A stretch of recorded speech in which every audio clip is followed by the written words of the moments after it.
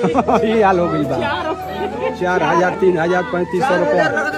हाँ ये हाल हो गई बा एकदम से हम लोग खुद बनवाए हैं तो 4,000 लग रहा है तो राशन कार्ड बन रहा है। ये बात है बताइए।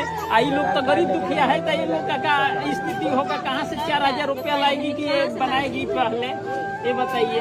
यही सब तो बड़ा दिक्कत है बाबा। वही जितना बोल रहे हैं कि नहीं ये सब बदलिए, कम से कम बदलाव होगा। आप इनका नाम नंबर नोट करो भाई। टूटा हमको तो आश्चर्य हो रहा है भैया, इतना बड़ा आश्चर्य है कि आज के डेट में इनके पास देखिए, ये देखिए इधर दिखाओ, ये देखिए ये नीडी है। असली जरूरतमंद लोग यही है, असली जरूरतमंद जिनको जरूरत है। हाँ। लेकिन इनके पास संसाधन पहुंच नहीं रहा है।